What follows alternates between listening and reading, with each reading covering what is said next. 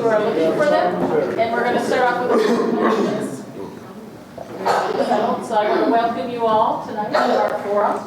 And so if we could all rise and we'll do the Pledge of Allegiance and then I'll give you the introduction.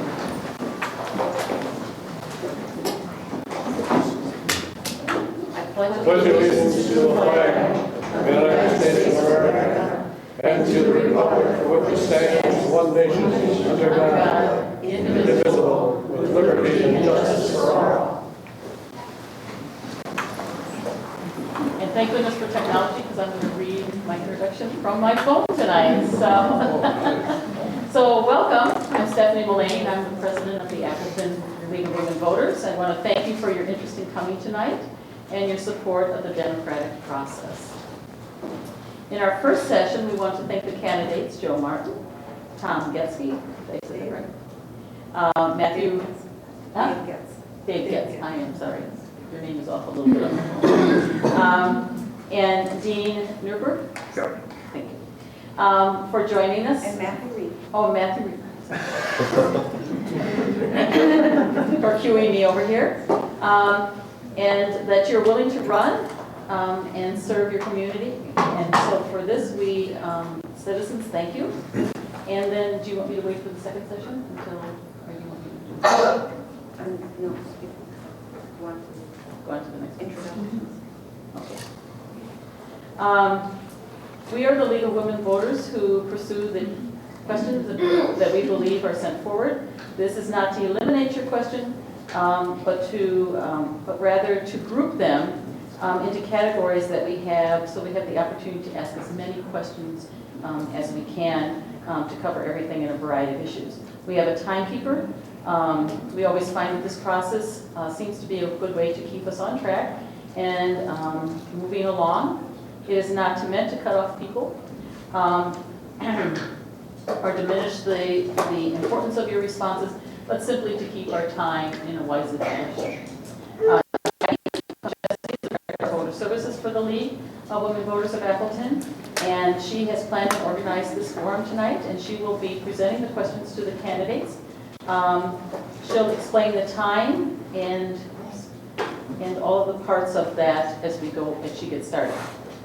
Please let me add my gratitude to the candidates for your time this evening to share your viewpoints with our voters, and to thank the audience for caring enough to come to this informal session before you cast your votes, to be the educated voters we hope we all will be. I have the pleasure then to moderate the forum tonight. That's going to be Jackie, and so I'm going to let her take care of that. Thank you, Stephanie. Let me add my gratitude to the candidates for your time this evening. I know there are other things going on in the city, but it's important that you share your viewpoints with as many people as possible. And thanks to the audience for caring enough to be informed when you cast your votes for the spring elections on April 5th. It's coming up. So I have a pleasure to moderate the forum tonight, and we have invited candidates from both contested races. If you see only 4 here, yes, there are other city council people running, but not against anyone else. So that doesn't really make any sense for us to see that. I have prepared some questions, as Stephanie described. Some came from the League, and that's kind of our standard questions, and some have been submitted. I've already got some submitted here. And so if you were handed a card and you want to fill it out, just hold it up. We've got 2 runners who will collect them from you and bring them up to me. They might do some collating of it. So after those 2 or 3 prepared questions, we move to the ones from the audience. For each question, the candidate will have 1.5 minutes to respond. That's so we can get through a number of these questions. And that's going to be monitored by our timekeeper. There is Jeannie Roberts. She has paddles. She's serious, so you have to be lost. And I have altered the order in which I'm going to be asking the questions. So it's going to be, I'm going to start numerically and alphabetically. So I'm going to start with District 4, in alphabetical order, and then it's going to be all mixed up because I want all of you to have a chance to answer first, all of you to have a chance to answer last, and we'll alternate 4 and 8. But before we get into this too deeply, let's ask the candidates to introduce themselves, provide their background, and their interest in the council seat. So this will be 2 minutes, Jeannie, because they'll have enough time then to respond to that.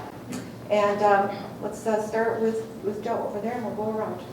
All right, so I get to talk first and the microphone so everyone can hear me. We'll do that test right away. Anyone cannot hear me? No.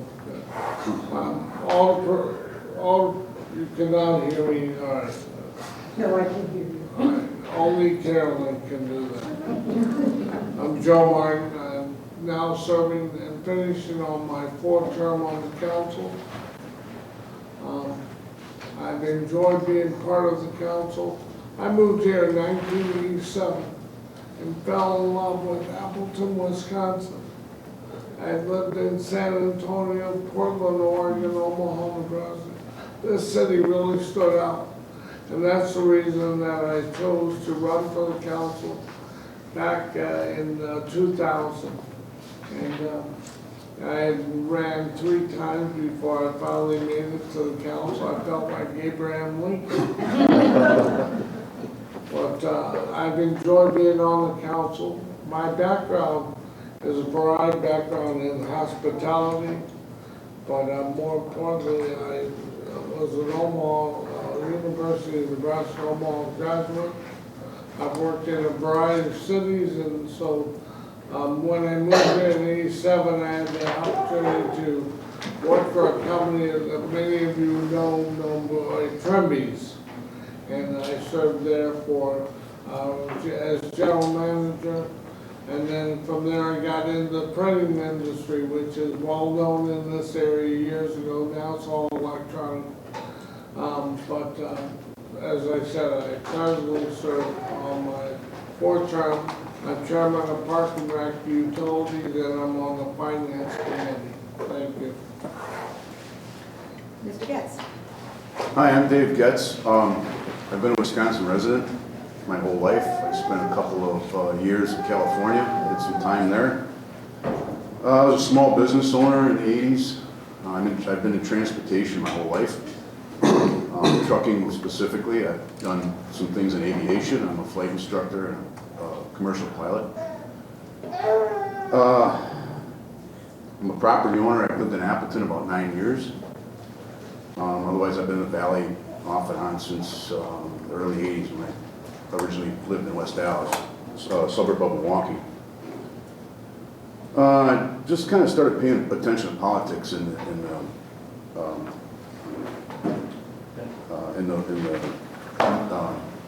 mid-90s. And this is the first time I've never really done anything like this before. But it's interesting. I've learned a lot so far.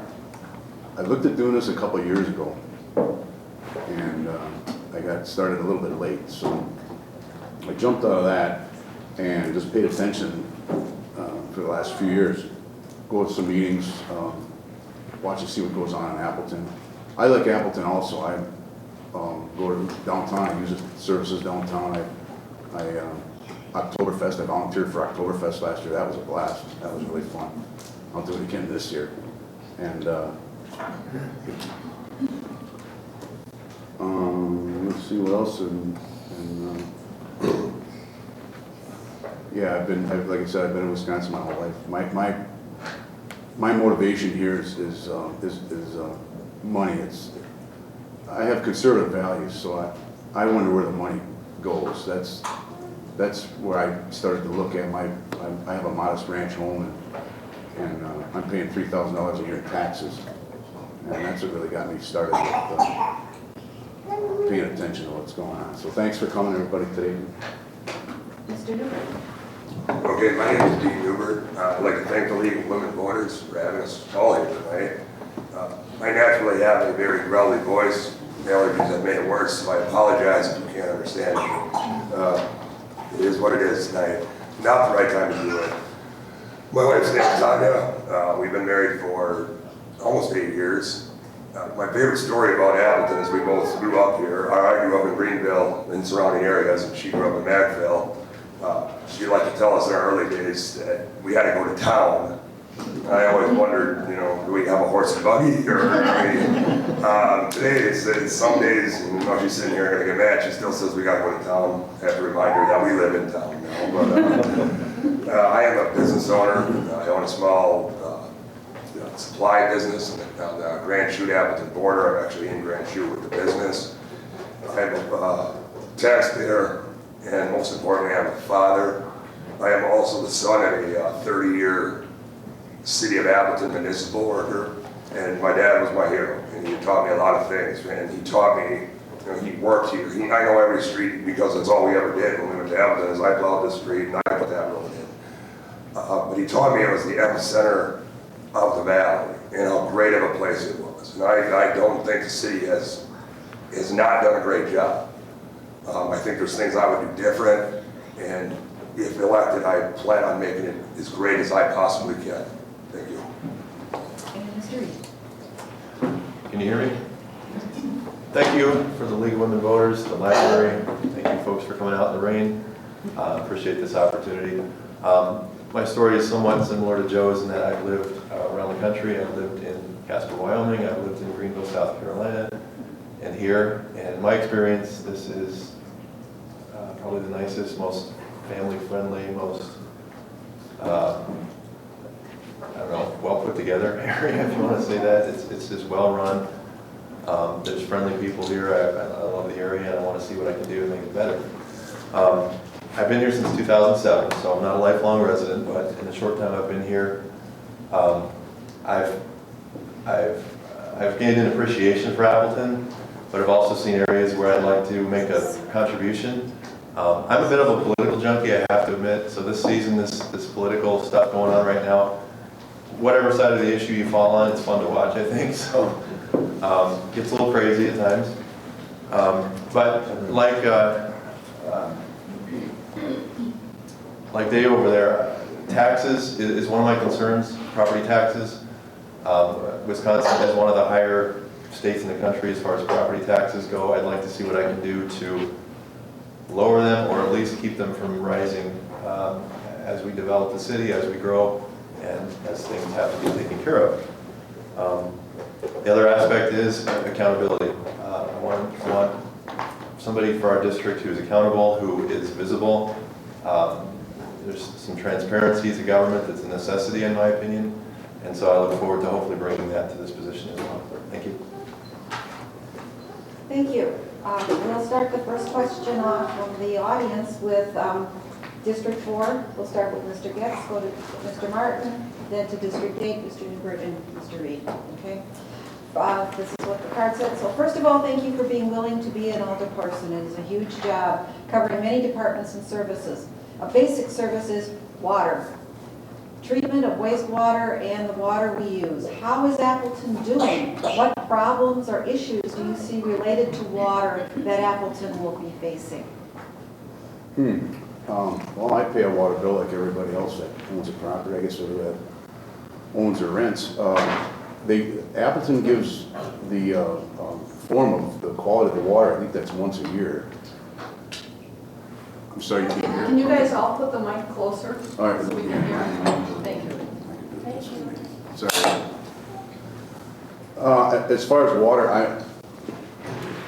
I don't drink the city water. Since I moved from California, I don't drink. This might not even be on. Can you hear me? Or no? There should be a little problem. The light is on. The light is on. like that. Yeah, my light. The light is on. All right. So since I moved back from California in 2000, just before Y2K, I drink bottled water, but it's working and it's not. I don't really know other than what I think Appleton water is fairly safe. I mean, we were looking at Flint. Flint has all kinds of issues with the piping and that. And from what I've read and what I understand, our pipe system in Wisconsin in general, I think is in pretty good shape, but we don't have the problems that Flint's gonna have. They have, older pipes, I think 80 or 70% of their city has got the old lead tube, and I think we might have 20%. So the water, I think, is in Appleton is probably the best water that I've seen in the places that I've lived. And, I guess we'll leave it at that. Thank you. Okay. Mr. Martin, Thank you very much. is that loud enough? Is that loud enough? No. All right, let me see what I can do here. Can you tilt it up a little? Would you please? Go like Michael Jackson, okay. So let's talk about water in the city of Appleton right now. We have the safest water in the state. You hear about Flint, Michigan? There's also major issues going on within the state of Wisconsin. Our elected officials, bus level, at a higher level at the feds, Russ Feingold stated there's dangerous things going on in the state with water issues. We have the best taste, color, and we dropped the amount of fluoride in it. We presently have online right now a $5 million addition for cryptosporidin. We now use fluoride along with our Coke system. Again, like I said, we have the best tasting water. I've lived in other parts of the country, and this water by far is the best I've ever tasted. And as far as, again, we are in a safe situation here in Appleton. Everything is in order in our water plant. Yes, you might pay a little bit of water, but when you turn it on, it's there. And when you turn it off, it turns off. You can turn it back on. Thank you. And Mr. Neubert. Okay, can we hear me? 4 years ago, I would have told you that our water bill was too high. Absolutely. When I got here, I was like, are you joking with me? This is a lot of money. Everything that has happened to me in the last 4 years, me being out of town for work and repping things at certain times in my life, I realized before the whole Flint, Michigan happened, how good our water actually was. We pay a little bit premium, but the Fox Valley in general has a little higher rates. But like Joe said, we have the best water. I'd have no problem walking up to my dad and my sink and pouring water. A lot of my campaign has been about needs versus wants. Water is not a want, it is an absolute need. And if things have to get changed, which I've never seen, I've tried to read all the water reports and surveys, we have to do it. As of right now, I think our water is quality. Every study I've seen has shown that fact.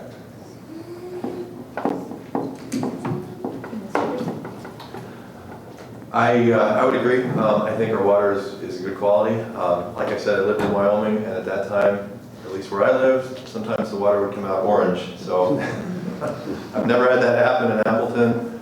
It tastes good. It's not discolored. I believe that the bacteria, the sediment, other things are well taken care of. I believe there's a UV filtering system that's either being put in place or has been put in place. Kind of a step up in the filtering quality. I know that they're doing, this isn't necessarily drinking water related, but water in general. I know that there's been an ongoing project with the river to clean up the PCBs and the sediment from the industries from past years. So that I'd like to see that continue. Overall, I'm very pleased with the direction we're going, that we want to keep ahead of the curve as far as our population growth, as far as possible issues that might arise with water sources. So that's Okay. Then for this second question, we'll start with Mr. Neubert, go to Mr. Reed, and then Mr. Martin, and then Mr. Goetz. What is your feeling about the trails and connecting them for commuters and regular folks? The trails. I believe they are important. I believe they have to be well planned. I know the city is under basically right now, and I'm not sure if it's completed or not, a transportation study I think something like that has to be planned around transportation. Granted, we do not need a walkway and a bike path in the same place or same area as the heavy traffic, but I'm in favor of walking and bike trails as long as they are done in a way where it's popular, a place to go, and it's also fiscally makes sense to do that where people would be. Mr. Reed? I'm also in favor of trails, both biking and pedestrian trails. I don't think that you need to double up if you have opportunities for a bike lane necessarily. Those probably aren't the most pedestrian-friendly zones anyway. There's already a sidewalk perhaps. But for instance, the trail along College Avenue out toward Kimberly, just off the side of the road, I think that's an excellent resource. People use that all the time, which I like to see. And I know that's growing. That's a growing need.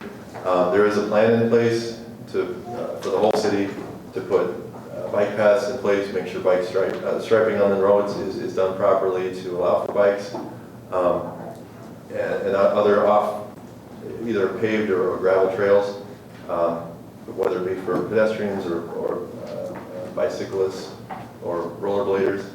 So I think it's important. That's definitely a good connection where people don't want to use their car, can't use their car. It's a nice day, you want to get out and do a little exercising, so I'm all in favor. Okay. Mr. Martin? Okay, very good. Well, we definitely have destination trails along our river. We've really made an effort over the last 10 years to obtain the trestles which would allow us to have other forms of mobile transportation along the river. The trails are also a destination for people. It's starting to become an economical driver. What I mean by that is more heads and beds. The Convention Visitor Bureau says that we're on the right track with what we're doing with our trails, our connection of trails. It's not just on the trails for itself, but we have bike lanes, which again, the big question on bike lanes comes is if the state's involved with money, it must have bike lanes on it. You'll see that come up soon with South Omega Street. They put them on the new bridge that was resurfaced. Now they're going to be connected into another intermodal port of transportation. So again, the trails, you need both combination trails as well as bike lanes on roads to connect everything up. Thank you. Mr. Goetz? Yeah, I've used the trails also, walking trails. I'll have to just talk louder because this one's not working.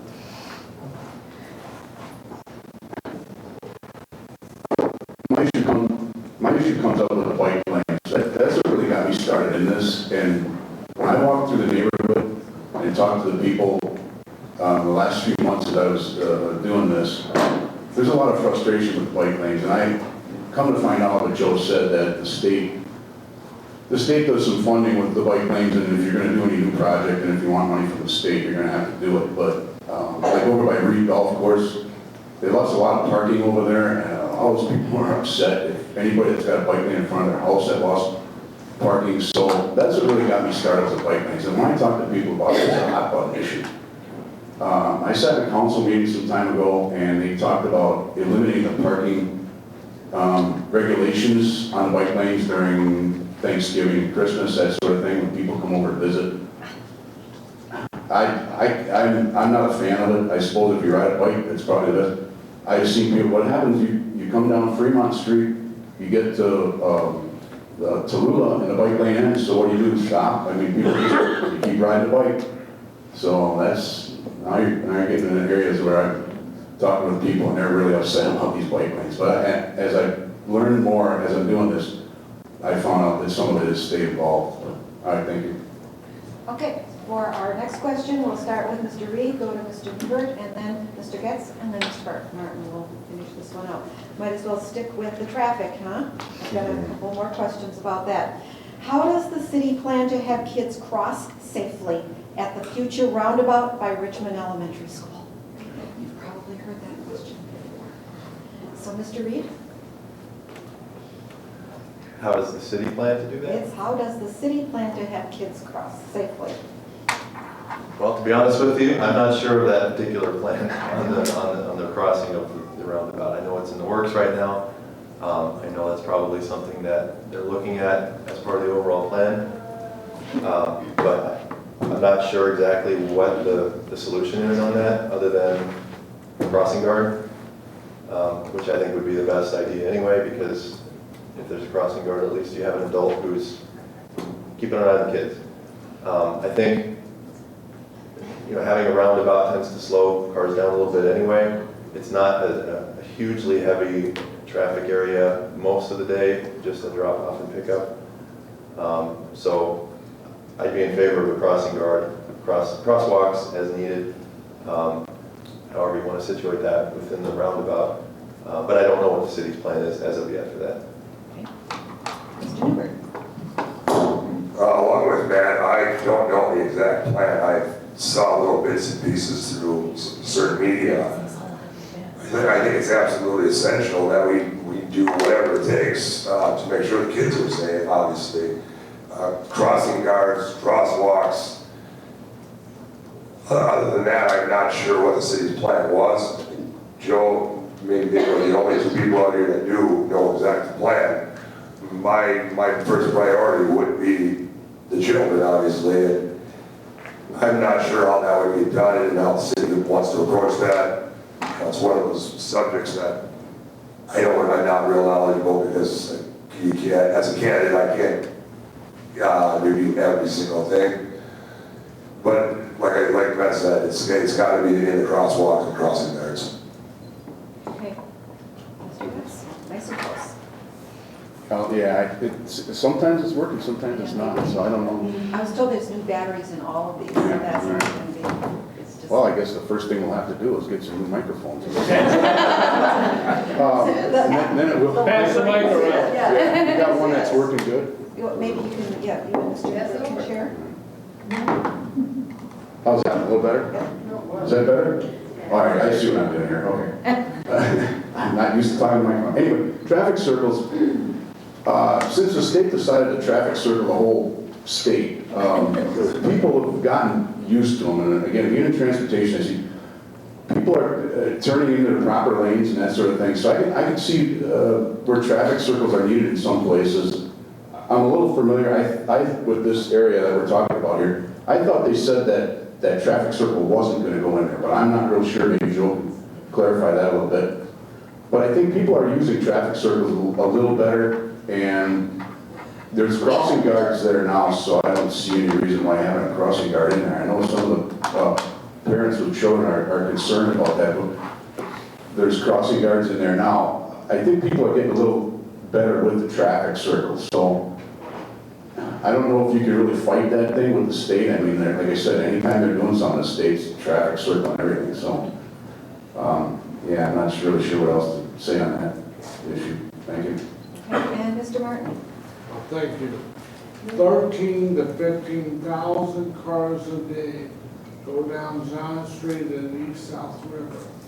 Yes, there is a single lane roundabout going in at the present time. There will also be a crossing guard there during school days. However, there will not be one during, let's say, pool time in June, July, and August. However, there will be new lighting on both sides of the roundabout, a single lane roundabout. So there will be lighting very similar overhead as well as along the side, much more than there's ever been. As I studied this roundabout and I casted the vote that would make this a single lane roundabout there, I did it because I traveled the East College roundabout when it first went in. And I'm one of the persons that spoke in favor of that because I could cross. People were watching to the right as they come around the roundabout. So yes, a single lane, they only will have to look one side. And that will help improve safety at that location. 13 to 15,000 cars a day. They back up 80 at the stop sign. We had to do something to make this a safer area for all involved, cars and children. Thank you. And yet more traffic. There is before I ask, we're going to start with you, Mr. Martin, and then go to Mr. Goetz, and then Mr. Neubert, and then Mr. Reed. There's a loud car and vehicle problem in Appleton. Will you introduce an ordinance and fines for non-standard vehicle devices? On the books right now, we have ordinance for codes on level of noise from vehicles. They have to be metered, they have to be at that time tested, so the guy that pulls and all of a sudden loses a muffler, that person is going to go on and past any time an officer can be involved. So as far as in neighborhoods, like let's say the south side, where let's take Kernan Avenue, heavily traveled. If we have an incident on Kernan Avenue that we can report back into police or law enforcement, that's how we're going to deal with noise ordinance. Now let's say if it's something with a permanent established like Friends over on Neubert Street, and they have an outside band, there's ordinance and they have to have permits to allow that. Okay, Mr. Goetz? Well, I would agree with Joe. I think there's probably ordinances there already, whether the police can find somebody that's with a loud muffler or whatever. I guess you almost have to call them, make them aware of the fact that it's happening. I think the question was autos. So I don't know what else really you can do. I mean, again, I'm for smaller government, and if there's laws already out there and they're not enforcing them, what's putting another law in there? What's that going to do? So, I mean, maybe you could change the laws to make them so that was the noise was less. But again, it's a city, so you're going to have music and loud cars and that sort of thing. So I don't really know where I can go with that one. Okay, Mr. Neubert? I'm 34, and I can tell you 17 years ago there was laws in the book. I know that for a fact. There has been and there is ordinances. The problem with the ordinances we have is that they're not always going to get caught. You know, we have loud cars, loud bikes, loud trucks, but you're always going to have that because our city police.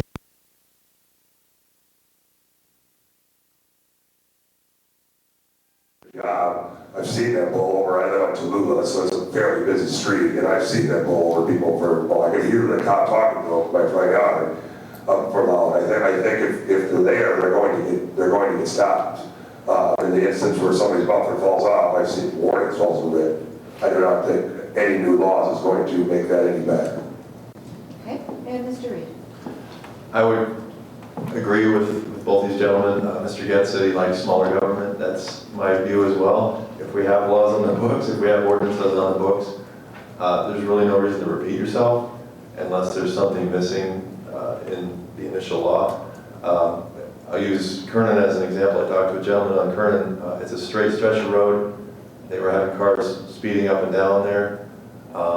It's a different problem, but same basic idea. And you know, he mentioned obviously the cops can't be there all the time to take a look at what's going on. But if there's a trend, if there's a noise problem, if you have a car that's every morning at 8:30 roars down your street, then obviously maybe you can have the police come by and take a look and deal with it at that point on a one-on-one basis. I don't believe that a new ordinance is necessarily needed for that. I don't see it as a huge problem.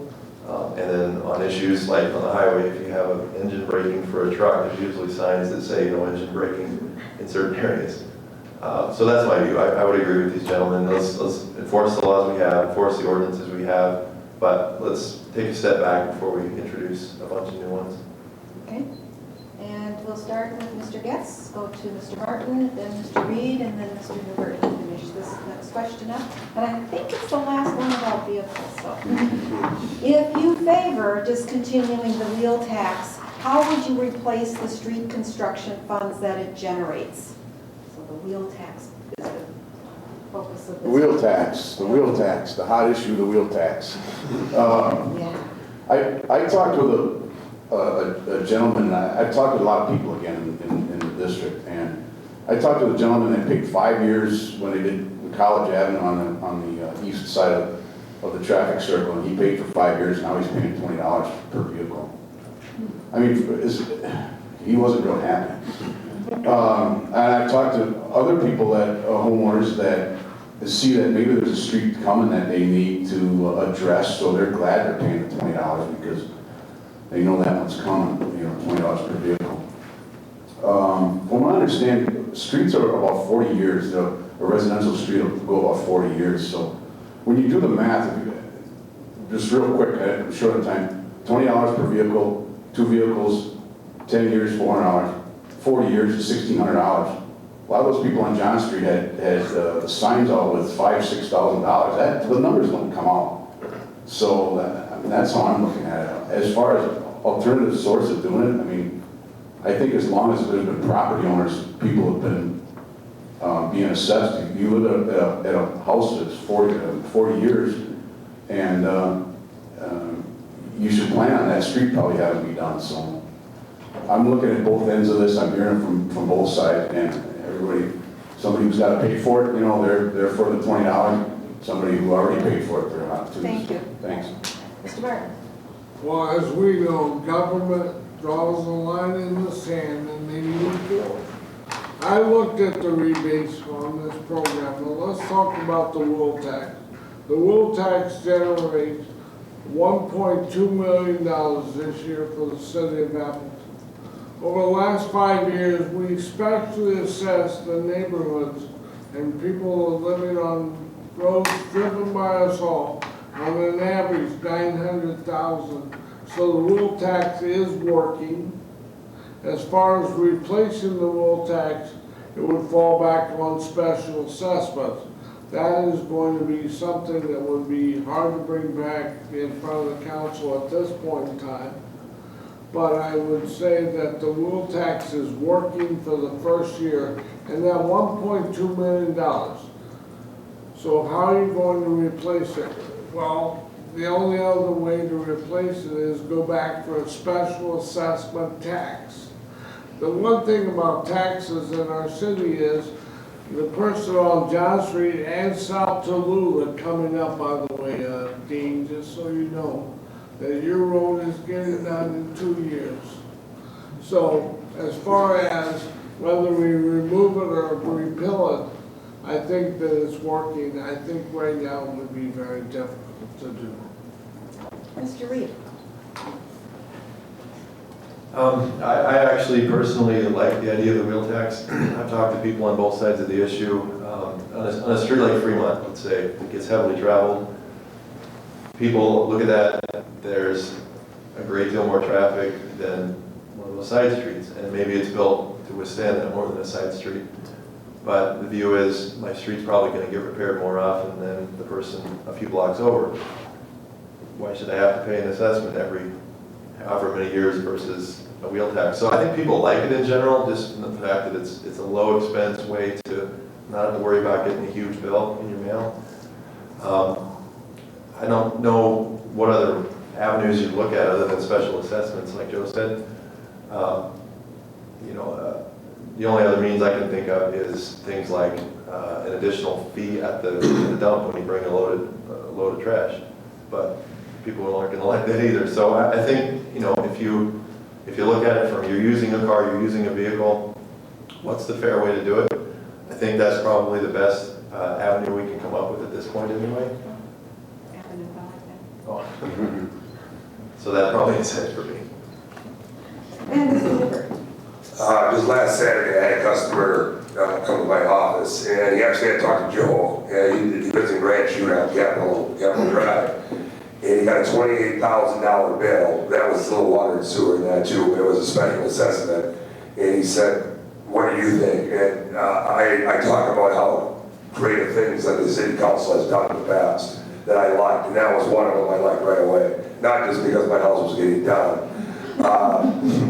Maybe a little something to do with it, but it is the only fair way. You know, if you're driving down the road and you live in an apartment, you may end up paying for it down the road in your rent, but you don't have that $10, $25, $2,000 bill like that needs to be paid. So I'm all for the wheel tax. If I was alderman, they ever had to vote for it, I would vote for the wheel tax every day of the week. And it was a nice job as a city council at the time. Thank you. This next question, next we're going to start with Mr. Neubert and go to Mr. Reed, then Mr. Martin, and then Mr. Goetz. So, if you want to reduce or cut spending by the city, what would you cut and by how much? If you were going to. That's the first part. Honestly, I've never gone through the budget, every line. I see a lot of the new projects that I wouldn't spend the money on. So as of right now, I don't know how or why would I reduce it on. If I go through the budget with the rest of the council in October and I saw things on there, I would. But to be honest, I have never evaluated every single line of the budget. I have not seen.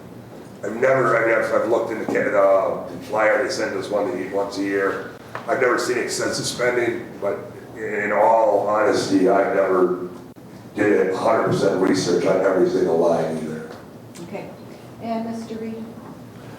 I would love to do justice to this question, but I'm afraid I won't be able to. Like Mr. Neubert, I have not gone through the budget with a fine-tooth comb. You know, I can't think of anything right off the top of my head that I would say that has to go. I do think that the city does overall a very good job of managing the money. I've seen the council work and they're careful with the money that comes in. It's not free money. They realize this is taxpayers' money and they have to be responsible with it. So I commend them in that, and you know, it's a tough job. There's a lot of things to take care of in the city. It's a fairly sizable budget. There are a lot of moving parts. So I can appreciate the fact that, you know, some tough decisions have to be made. And if I, you know, get into the council and it comes down to that, to looking at those details, I'll certainly be open to, I'm not going to be afraid to say this needs to go. But I'm not just going to say it right now because honestly, that wouldn't be a fair way to do it. I don't think, I'm not educated enough, unfortunately, to say that. Okay. Mr. Martin? Repeat the question, please. If you want to reduce or cut spending by the city, what would you cut and by how much? Okay, first thing I cut is garbage collection because I think every citizen should take their own garbage to the landfill. I'm just kidding. So you have to ask yourself, what do you want to cut out of a $173 million budget? The city has the lowest debt in the state. What are you going to cut? We have the lowest police force per capita in the state of Wisconsin. You're going to cut fire and safety. You're going to cut Department of Public Works so they're no longer going to plow the roads at the time you need to get out in the morning. So when you talk about cuts, $173 million budget, we've reduced payroll dollars for the last 15 years. So we have the lowest amount of employees doing more work than they've ever done before I believe after the union breakup by Governor Walker. So as far as where to cut, Park and Rec is down 7.9% over the last 5 years. I really watched the budget. Again, I participated in it every budget Saturday. I've heard that, well, I'd like to cut government, but no one has come up with a clear way of doing it. So if you want to cut $173 million, you're doing the right thing. Try to win elections in the seat. Thank you. Mr. Goetz? Well, government, I guess they can really spend everybody else's money pretty easily. There's a difference between wants and needs. As far as these gentlemen too, I'm not familiar with where all the money in the budget goes, but we do have some things that we need. I mean, in my own household, I would like a Ferrari. I want a Ferrari, but I'm not like that. But I do have needs, and I'm able to do my own financial to cover my needs. So I wouldn't know where we could go, but I'm sure there's gotta be plenty of fat in this government. We're talking, by the mayor's own numbers, he said that a $150 million budget, Joe's 173. That's a lot of money. I'm paying $3,000 for a modest ranch home for taxes. They have a little extra money right now on the wheel tax. What was it, Joe, $30,000 or whatever. I think they're gonna want to spend that. The government likes to spend everybody else's money. So I'm sure there's areas in the government where things can be looked at, pulled back. Some of the road, talking about doing double J, I don't know how old double J is as far as that when that was put out, but now they're gonna pick up double J. So you're taking roads that could go 40 years out, and they're gonna go and repay them up. I think it's that money can be cut. Okay, is there a last call for anyone who has a card that they would like to submit? Then this will be our last question. We'll start with Mr. Reed, Mr. Neubert, Mr. Goetz, and Mr. Martin.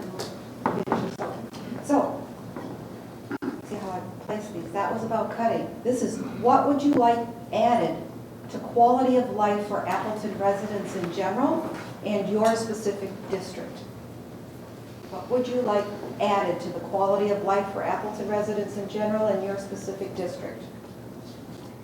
Mr. Reed. Well, that's probably a two-part question. Sorry. I gave it to you. Apologize. As far as starting with my district, I live, for those of you that maybe not be in District 8, I'm south of the river. It kind of a crosses over Calumet. One of the issues at play is green space for that. There are a lot of parks in the city, but there's really not much going on in that area for green space, as far as parks, as far as playgrounds for kids. Not necessarily a full-blown park with a swimming pool, nothing fancy, but just some green space. So I'd like to see that done for my district. As far as the quality of life, I think we have a good quality of life here, despite the weather. But I'd like to see, there's areas I think where we could improve, Wisconsin Avenue being one, make it a little friendlier, make it a little prettier, make it a little more accessible to people as far as pedestrians. It's not a very safe place. It doesn't look very attractive in places. So that's one of the things I think wouldn't take a whole lot of work to at least get the ball rolling with that and see some good results there. Okay. And Mr. Neubert. I guess citywide, growing up in surrounding communities, you always looked at Appleton as like where the manufacturing businesses were, and people would come to Appleton for work every day. The more and more I've driven around here in the last 15 years, with my long car 17 years ago, I've seen manufacturing kind of not go away, but getting less. And I think we need to open up the door, to find out what's going to bring some manufacturing in. And we do have some manufacturing, but the Appleton Industrial Park, the Northeast, I see that. I see buildings that just, manufacturing means jobs. And jobs mean people are going to spend in the community, and I see less and less of it. What I'd like to see in my area is kind of like what I'd like to see in every area. I talk to cops, and I talk to some firemen, and this heroin problem isn't going away by any means. And I would like to get more everyday guys that are doing this job input on how to start combating it. Because when I met with the fire department, they had a lot of ideas, but they all said nobody's really listening. And I said, what's going to stop it? And I cannot stand to see that on the news every night. I mean, it's not a lot in Appleton, but one is too many to me. So I'd like to see in my area and everywhere more outreach to community leaders on how to fix that problem. Okay. Mr. Goetz? Appleton is a city of 72,000. It's not a huge city, but I think the quality of life in Appleton is excellent. Again, we're surrounded by other cities nearby. I don't know what the total population would be if you put all of the Fox cities together, but we're certainly not a Milwaukee or a Chicago by any means. But I think the quality of life here is fine. There's some areas that could use improvement. but what was the second half of that question was? In your area specifically? Oh, in my area Four. specific, it's mainly a residential area, just going through town. It's diversified, and it's got bike lanes, it's got traffic circles. I can't at this point really say something I would put a finger on right now. I know once I leave here, I'm gonna think of 10 things, but in the meantime, I think this is a great place. I think Appleton is a great place to live. Mr. Martin? I get to finish up. Well, if I had my way, I would have flowers in every planter box on College Avenue. I would obtain the 2 trestles down on the Lower Fox River, which we've been trying for 10 years to obtain. I truly believe it's a tourist attraction and more people will visit our city. So those are the things I want. And I want also for us to have more police officers on the police force. I do believe that we have a city that is well planned for the next part of what we're doing. We're about ready to, well, in a few years, we'll open up an expo center that will be driving to this will bring in more and more people to our city. What's the other, I'll ask the same thing, what's the other part? The other part was to your district, District 4. Ooh, I really was hoping that was, well, we do butt up to 8.